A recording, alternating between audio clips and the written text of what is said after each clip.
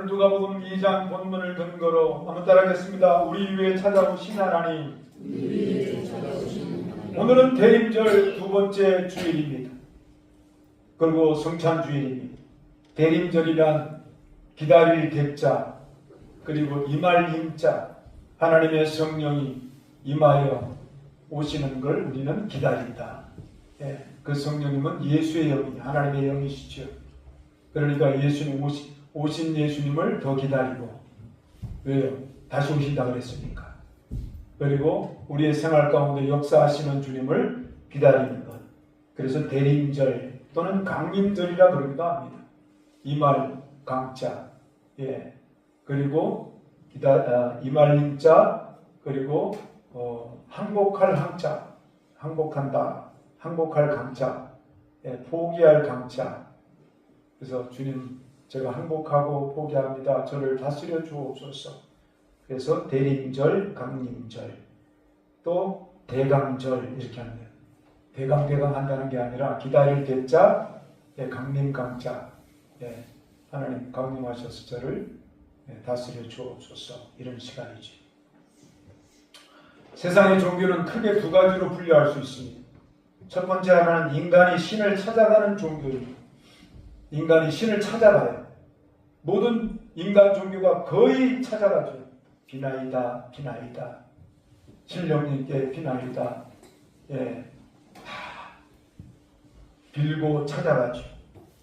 두 번째 다른 하나는 신이 인간을 찾아오는 종교입니다. 이것이 바로 기독교입니다. 기독교는 인간 노력이나 고행을 통해서 인간이 신을 찾아가는 것이 아니라 하나님께서 친히 인간을 찾아와 구원하시려고 인간이 되어 오신 것입니다. 그분이 바로 우리가 믿는 예수님이십니다. 그러므로 첫째로 따라하겠습니다. 죄 갚으려고 죽으러 오신 예수님. 예수님은 온 인류의 죄를 갚아주시려고 이 땅에 오셨습니다. 우리 한 사람 한 사람의 죄와 사망과 심판을 대신 당해주시기 위하여 한 아기로 태어나 주신 것입니다. 이 세상의 모든 사람은 살기 위해서 태어납니다. 살기 위해서 몸부림을 치며 나 한번 살아볼 거야. 그렇게 태어나는데 우리 예수님은 우리를 위하여 죽으시려고 태어나신 겁니다. 목적이 우리를 위해 죽으시려고. 그렇지 않으면 모든 인간은 누구에게나 있는 이 죄라고 하는 것이 결국은 각 사람을 다 사망으로 끌고 가 모든 사람을 다 심판받게 하기 때문에 예수님이 안 오실 수가 없어요. 로마서 3장 10절로 11절이죠. 읽겠습니다.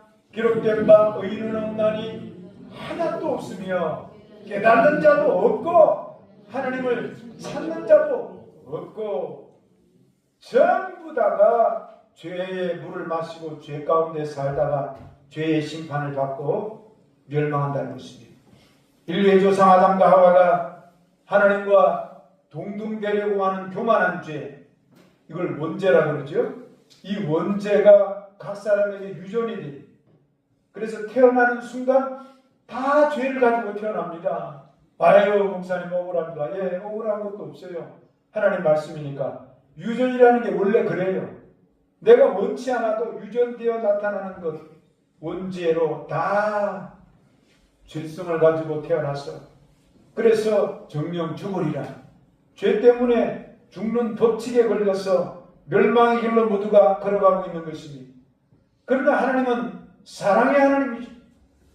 우리의 생명을 지어주신 그 사랑과 책임감 때문에 아담과 하와가 지은 범죄로 말미암아 죽어가는 그 불쌍한 영혼들을 우리 주님이 양을 잡아서 그리고 가죽을 벗겨서 피를 흘려 그들이 지은 죄를 한번 씻어주시고 그리고 그 벌거벗은 몸에 양가죽, 양털옷을 입혀서 그들의 죄의 수치를 가려주셨다는 것입니다. 창세기 3장 21절의 그 말씀이죠. 읽겠습니다. 여호와 하나님이 아담과 그의 아내를 위하여 가죽옷을 지어 입히시니라. 죄 없는 짐승이 아담과 하와가 지은 죄 때문에 대신 죽은 것입니다. 죄 문제를 해결받지 아니하면 죄의 결과인 저주와 그리고 심판이 계속 다가오기 때문에 하나님이 스스로 죄를 선택한 아담과 하와를 위하여 죄 없는 양을 죽이시고 그 가죽 옷을 입혀주신 것이지. 그 이후에 우리 예수님이 오실 때까지 구약의 4천년의 역사는 피해 제사를 지낸 것입니다. 하나님의 백성들이 죄를 지을 때마다 그 죄를 대신하여 흠없고 제일 좋은 1년된 숫소나 1년된 양이나 1년된 염소나 꼭 1년된 아주 흠없고 제일 좋은 것, 여러분 그러므로 하나님 앞에서 우리가 제일 정한 마음으로 나오시오. 그래가지고 비둘기나 이런 것으로 자기가 지은 죄를 대신하여 제사장 앞에 갖고 나와. 그래서 그 죄 없는 짐승의 머리에 아유 내가 이런 죄 졌습니다. 그러면 그 죄가 희한하게 그 짐승에게 전가가 되어 짐승을 그 자리에서 죽여요. 자기가 키운 짐승을 자기가 칼로 찢어서 가죽을 벗기고 살을 발라서 그래서 제사장이 거기에서 번제단에서 불로 확 태우고 자기 때문에 주인 때문에 피를 흘리며 죽어야만 했던 죄 없는 짐승 죽임을 당하여 했습니다. 히브리서 9장 22절이 그 말씀이죠. 읽겠습니다. 율법을 따라 거의 모든 물건이 피로써 정결케 되나니 피 흘림이 없은즉 사 피를 꼭 흘려요. 그 피는 죄 없는 피지요. 사람들이 죄를 지을 때마다 죄 없는 짐승들이 죽고 또 죽고 계속 죽었던 것입니다. 자기 죄 때문에 자기 집에서 기르는 짐승 중에서 가장 흠없고 가장 순결하고 가장 아끼는 짐승을 가져와서 제사장이 보는 앞에서 내가 이런 죄를 졌습니다. 얘기합니다. 자기가 죽어야 되는데 짐승을 죽였단 말입니다. 그런데 이런 짐승을 들여서 죄사함을 받는 이 속죄, 쉽게 말하면 예배죠. 하나님 내가 이렇게 잘못했습니다. 여러분 예배가 이렇게 참 중요한 것입니다.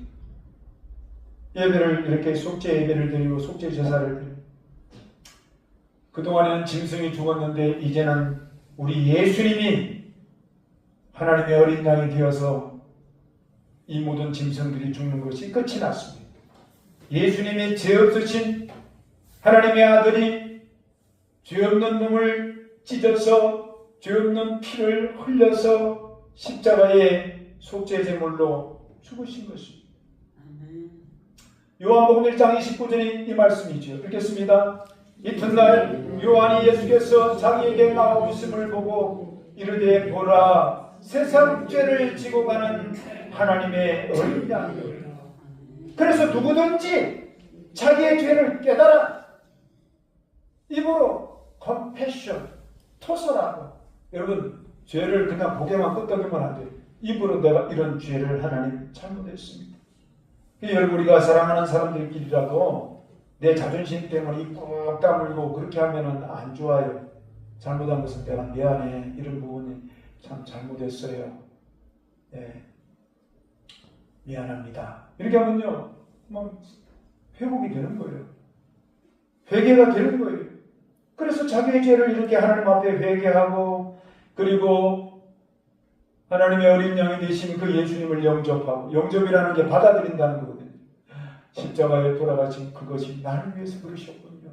그래서 그걸 받아들이고 의지하는 것 이게 믿음이에요. 그러면 신비하게도 자기 과거의 죄, 현재의 죄, 또 미래에 모르고 짓는 죄까지도 다 씻음받았어. 우리 하나님의 다 용서함을 좀 허락해 주시고 믿는 각 사람의 마음에 늘 상쾌하게 성결하게 만들어 주시는 것입니다. 할렐루야. 그런데 가끔 없는 사람이 있어요. 죄 용서함을 받아서 구원받는데 꼭 짐승들이 죽어야만 했습니까? 하나님의 어린 양 예수님이 죽으셔야 했습니까?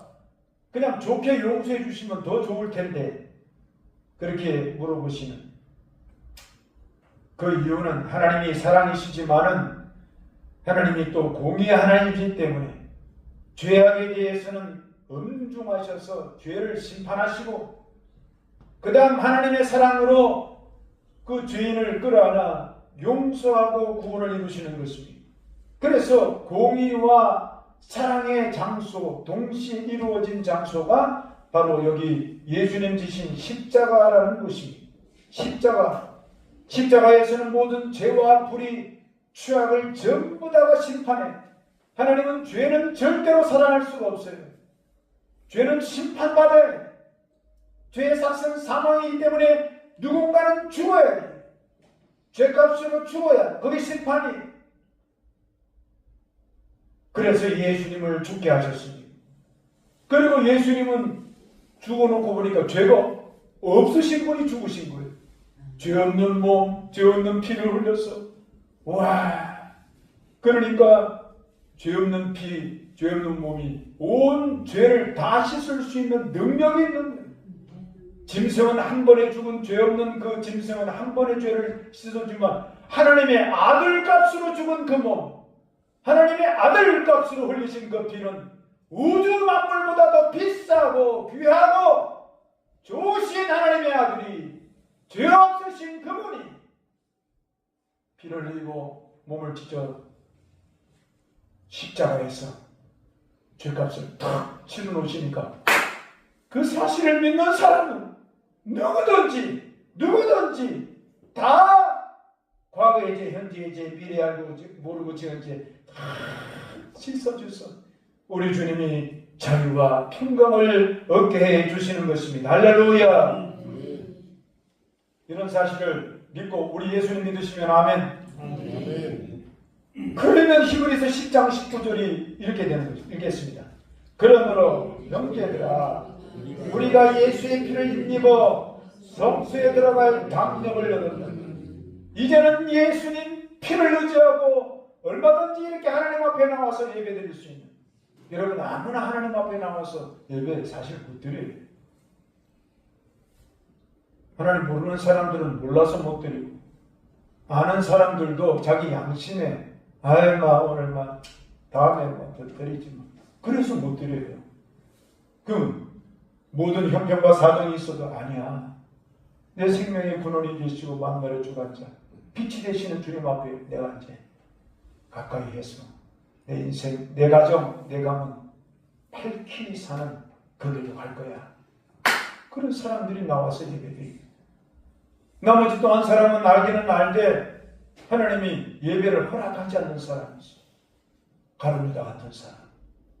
예수님은 그저 머리로만 알고 이용하려고 하는 사람. 하나님 그 예배의 문을 닫습니다. 학교에서 말씀드립니다. 그러니까 이 예배는 아무나 드리는 것이 아니라 하나님의 은혜와 은총을 받은 사람, 마음의 양심을 통하여 그렇게 결심한 사람이 나와서 예배 드리는 것 믿고 축복받는 저와 여러분 되시기를 주의 이름으로 축원합니다. 그러므로 우리를 너무나 사랑하신 하나님은 사랑의 값으로 우주 만물보다 귀하고 값비싼 아들 예수님을 그렇게 희생시킨 것입니다. 그래서 예수님을 받아들인 사람은 아들의 피가 우리의 모든 죄를 씻어주시고 모든 저주를 끊어주시고 모든 병을 고쳐주실 수 있는 그 여러분 얼마든지 하나님의 아들값이 넘치게 속량 갚아주신 것 믿고 예수 이름으로 기도하여 누리는 저와 여러분 되시기를 주의 이름으로 축원합니다.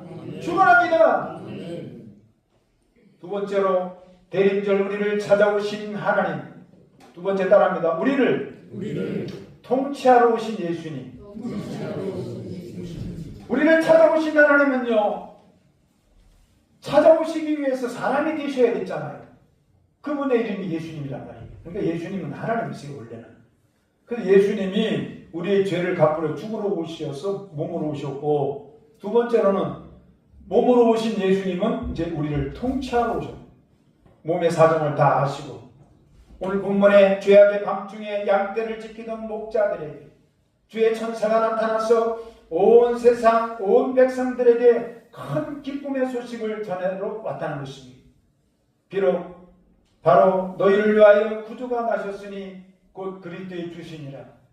오늘 본문이지요. 누가복음 2장 10절로 11절 읽겠습니다. 시작. 천사가 이르되 무서워하지 말라. 보라, 내가 온 백성에게 미칠 큰 기쁨의 좋은 소식을 너희에게 전하노라. 오늘 다윗의 동네에 너희를 위하여 구주가 나셨으니 곧 그리스도 주시니라. 여기에 구주라는 말, 여기에 이 주라는 말이 주인 주자입니다.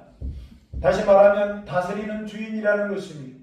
집안을 다스리고 집안에 있는 사람들을 다스리는 다스림, 통치자, 주인이라는 참된 의미죠. 세상의 통치자들은 자기 감정대로, 기분대로 사람들을 억압하고 그리고 불법의 법으로, 징계법으로 막 다스리지만은 우리 주 예수님은 하늘과 땅의 권세를 다 가지셨음에도 불구하고, 통치자이심에도 불구하고 믿는 온 백성들에게 큰 기쁨을 주려고 오신 통치자, 참 좋으신 통치자. 그러므로 기독교 신앙이란 예수님께서 하늘과 땅의 권세를 다 가지신 통치자, 좋으신 통치자 되신 우리가 인정하고, 좋으신 예수님께 우리는 여러분 세월이 갈수록, 시간이 갈수록 더 순종하고 더 잘 따르는 성도들이 되시기를 주의 이름으로 축원합니다. 사람들의 습성이 참 이상해요. 좋으신 분한테는 끝까지 잘해야 되는데, 좋으면 그냥 조금 시간이 흐르면 이제 맘먹으려고 해요. 하대하고 뭐 별거 아니네 뭐. 여러분 정말 우리는 그래서는 안 돼요. 좋으신 분들한테는 정말 끝까지 좋게 해드려야죠. 좋으신 우리 예수님, 좋으신 통치자인데 그분을 위해서 전심으로 다해서 섬기고 그분을 향해서 전심으로 선한 일에 동참하고 그래야지. 그러한 삶을 살려면 내 삶의 주도권을 통치자 예수님께 맡기고, 삶의 주도권을 내가 주지 말고 예수님이 지고 나를 인도하실 수 있도록 그렇게 의지하고, 어려울 때마다 주님 어떻게 해주요? 이렇게 좀 구하고, 그리고 겸손하게, 그래서 좋으신 주님 앞에 진실한 삶의 태도가 필요한 것입니다. 우리가 여틋하면 시간이 흐르고 직분이 중직자라 그러잖아요. 네. 중심에 아주 딱 중심을 잡고 무거울 중자, 흔들리지 않는, 웬만한 일에서는 거의 흔들리지 않는 중직자라고 해요. 그래서 그 중직자들이 가면 갈수록 오히려 주님께 다 의지하고 더 겸손하고 또 주님을 이렇게 사랑하고, 예수님 내 삶의 통치자가 되어주세요. 주님이 내 모든 것을 다스려 주세요. 이 문제를 해결해 주세요. 자기가 이렇게 할 수 있는데도 그 문제를 해결해 가면서도 내 이 문제 해결의 중심은 내가 아니라 주님이 되어 주십시오. 이런 겸손한 자세 말입니다. 이걸 좋아하세요, 주님이. 그래서 의지하고 구하는 자세, 그게 필요한 것입니다. 그 통치자의 여러분, 우리를 통치해 주시는 진짜 기분이 날 거 아니에요. 사도 바울이 그렇게 했습니다. 나의 나든 것은 내가 아닙니다, 주님. 능력 주시는 주님이 나를 나되게 했습니다. 여러분, 사도 바울이 누굽니까? 철학 박사요, 수사학 박사요, 신학 박사요, 언어학 박사요, 모든 역사학 박사입니다. 박사가 막 수십 개나 돼요, 사실은. 그런데도 주님, 나의 나된 것은 내가 아닙니다. 주님이 나를 그렇게 만들어 주셨습니다.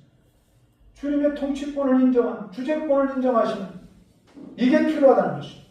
빌립보 4장 13절 읽겠습니다. 내게 능력 주시는 자 안에서 내가 모든 것을 내가 할 수 있지만은, 그러나 내 모든 능력은 주님이 주신 겁니다. 주님이 도와주시면 제가 할 수 있습니다. 항상 이런 겁니다. 내가 한번 해볼게요. 주님 기다려보세요. 내가 알아서 할게요. 여러분, 그게 잘하는 것 같지만 그건 잘하는 것이 아니에요. 여러분, 예수님 잘 믿는 분들을 보면 얼마나 마음이 순결하고 보기가 좋은지요. 여기 앉아 계신 분들이 그렇게 되시는 분들입니다. 내게 생명 주시고 내게 능력 주시는 자 예수 그리스도 안에서 내가 모든 것을 할 수가 있습니다. 우리는 사실 주신 것을 가지고 살잖아요. 그러므로 내 생각은 부족하고 내 능력은 부족하여 할 수 있는 일이 한계가 있습니다. 맞지요? 한계가 있죠, 우리는. 그러므로 예수님 안에서 한계가 없습니다. 예수님 안에서는 문제가 없습니다. 예수님 생각하면서 예수님이라면 이때 어떻게 하셨을까? 이렇게 예수님을 자꾸 자기 인생에 이렇게 간섭해 달라고 이렇게 마음을 먹고, 주님 저는 잘 몰라요. 저를 도와주세요. 늘 예수님께 다스림을 받으려는 자세가 필요하다는 것입니다. 그러면 주님이 내 인생을 일해 주시는, 내 인생에 주님이 치료하기 시작하시는, 주님이 일하는 건 나잖아요. 자꾸 자기를 예수님을 인정해 드리니까. 기독교 진리가 그런 겁니다. 기독교 진리가 패러독스라 그래요. 역설적이라 그래요. 내가 그래서 자꾸 죽으면 주님이 살고, 내가 강하고 살아나면 주님이 약해져요. 그건 네가 가서 한번 해봐라. 주님께서 내 생활 속에서 구경하시게 되지요. 내가 강하고 내가 자꾸 앞서 나가면 주님이 안타깝게 지켜만 보시는 것입니다. 그러면 우리는 사실 좀 약할 필요가 있어요. 그래서 주님께 가까이 할 때 주님이 강하게 일하시는 겁니다. 그 어떤 부분에 약해지라니까, 아 그래요? 그럼 주님이 다 알아서 해주세요.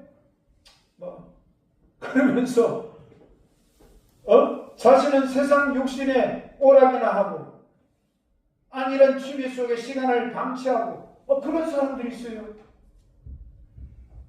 바보지요. 그러란 뜻이 아니잖아요.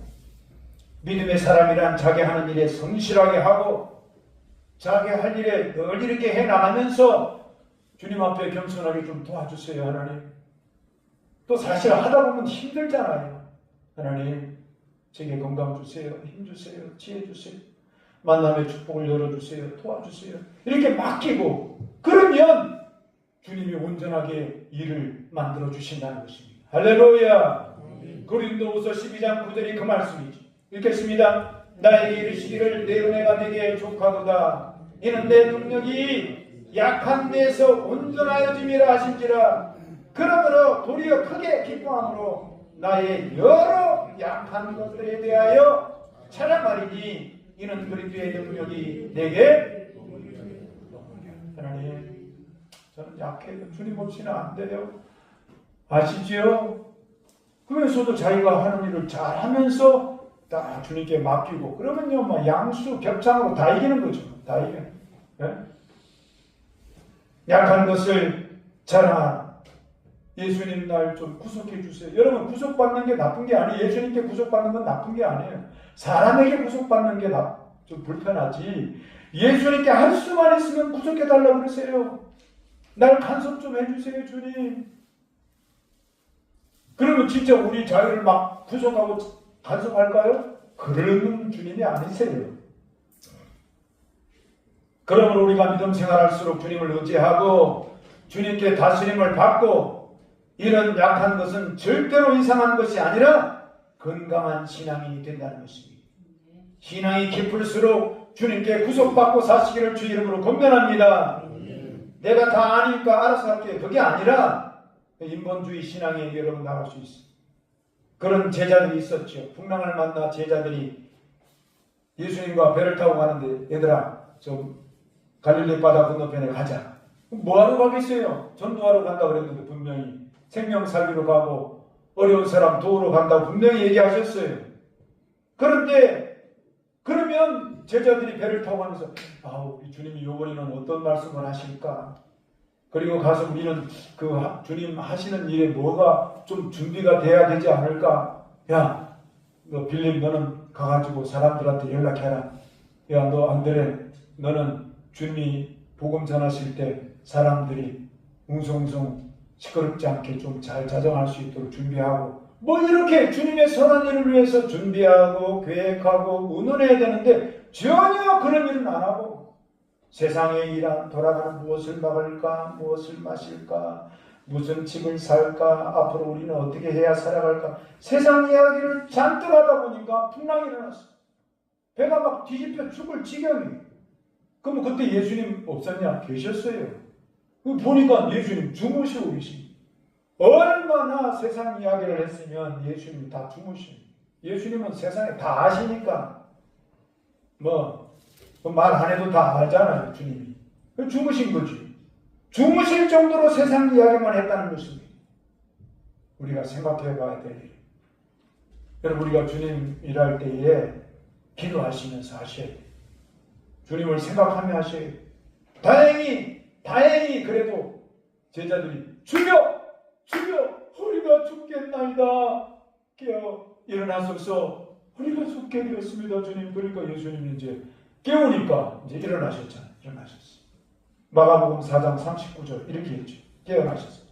예수께서 시작. 예수께서 깨어 바람을 부딪히시되 바다더러 이르시되 잠잠하라 고요하라 하시니 바람이 그치고 아주 잠잠하여지더라. 할렐루야. 내 안에 여러분 세상이 창고라고 내 육성이 여러분 강하면 반드시 여러분 풍랑의 두려움이라고 하는 염려라고 하는 불안이라고 하는 풍랑이 일어나게 되어 있어요. 일어나게 괴로운 일이 일어납니다. 그러나 내 가정과 삶에 통치자이신 예수님을 항상 인식하고 예수님 나와 함께 계셔. 나를 다스려 주셔야 돼. 주님 나와 오늘도 함께 해주세요.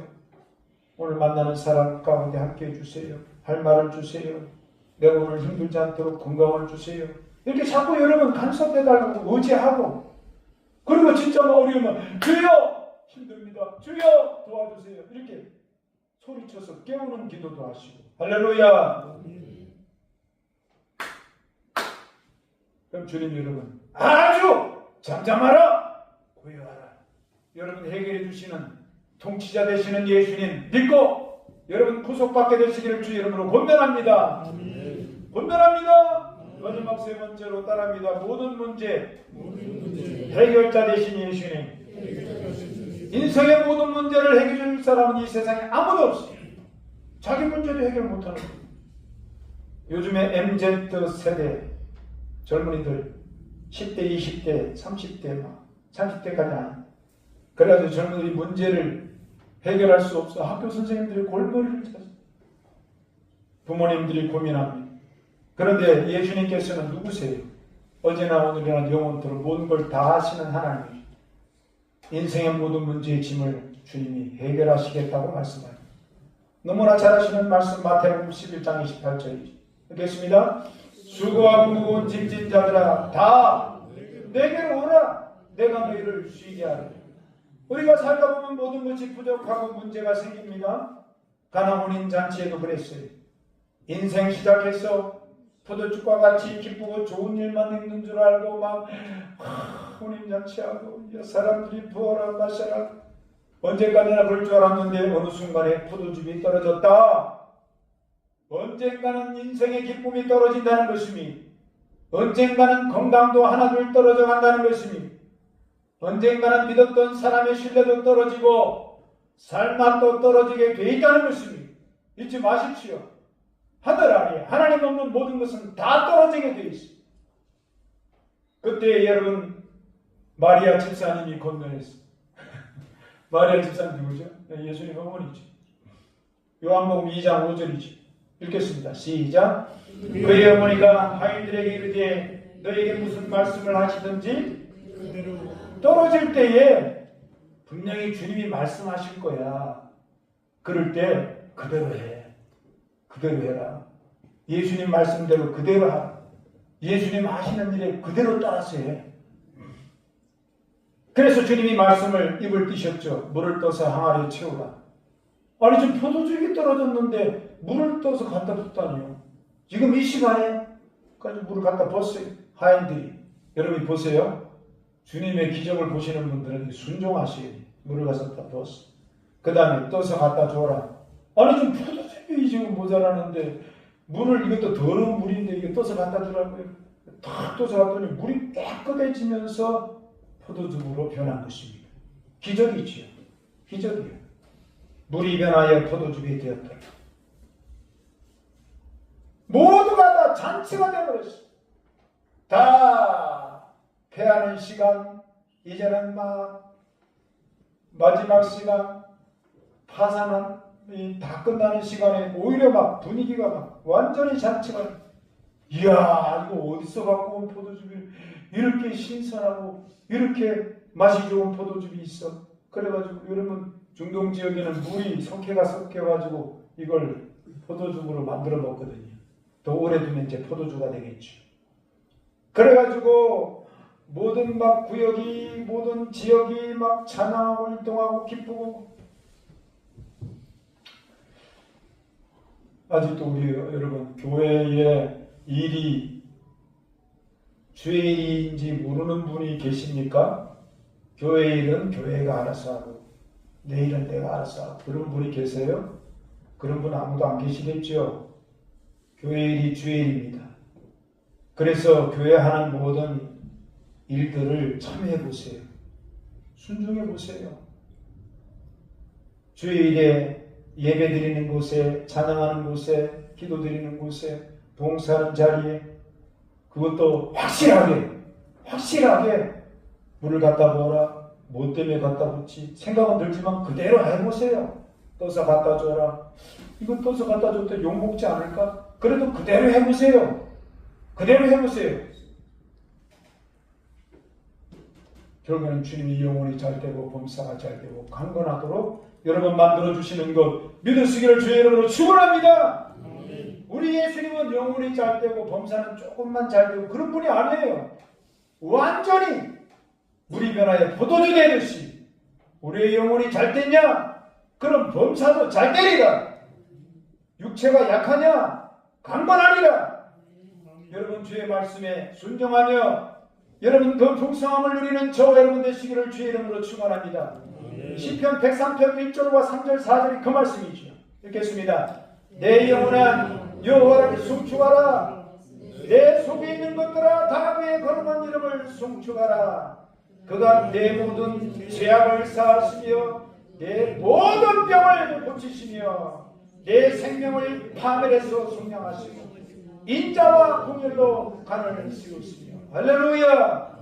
모든 죄를 사하시고 모든 병을 고치시고 모든 문제를 해결하시는 여러분 통치자 우리의 구원자 우리를 사랑하시는 주님 여러분 믿고 따르는 저 여러분 되시기를 주의 이름으로 축원합니다. 축복합니다. 기도하겠습니다. 가슴에 손을 주시고 우리가 한번 주여 청하고 합심 기도합니다.